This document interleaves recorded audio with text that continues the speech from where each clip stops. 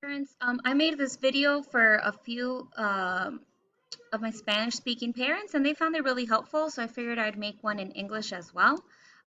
It's just showing you how to complete the health screener.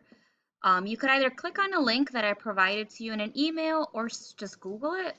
If you just search CPS health screener, it's going to be the pretty much the first one that pops up. All right, it's going to say service now.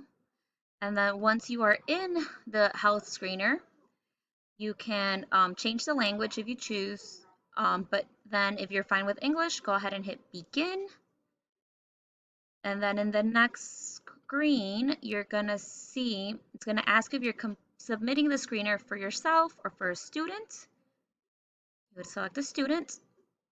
It's going to ask you, is it a CPS student? Your child is a CPS student. And here's where you would enter your information, phone number, personal email address, and your relationship to the student, mother, father, aunt, whoever's filling it out. Make sure the email address is correct because you do get a confirmation email. In case sometimes our system acts up, it shows us that there is no screener where there is. The next slide, you give us the purpose of the student's visit. It would be for daily school attendance. So once you click on that,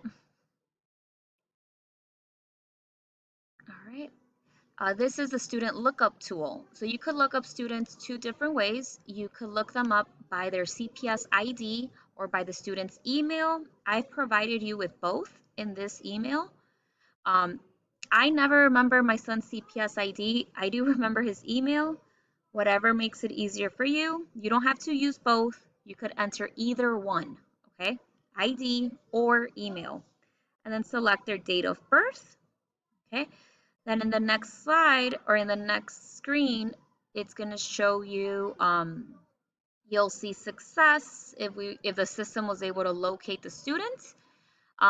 If you were not able to locate your child, most likely you typed something wrong. Maybe I accidentally gave you the wrong ID number, or maybe we typed in the email. What I'm finding a lot of parents doing is they're accidentally typing in, for example, my email dmartinez229 at cps.edu.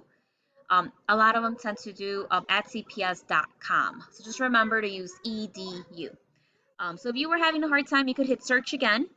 But if you were able to if the system was able to find the student, you would go ahead and hit begin.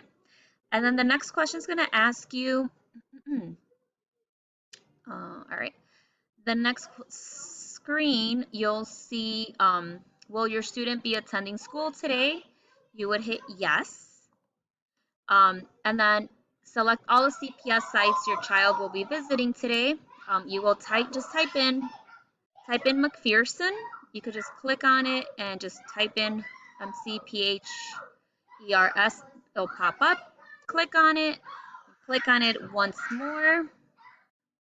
Noah, hush, bud. Sorry. All right. Once you're here, it gives you a list of symptoms. If your child hasn't been experiencing any of them, you're going to go ahead and hit no. Then in the next slide, you're going to see, have they been in close contact with anyone that did test positive? You would go ahead and answer that. Next question, have they visited an orange state? Have they traveled internationally? Questions like that. Please make sure you fill this out for the students.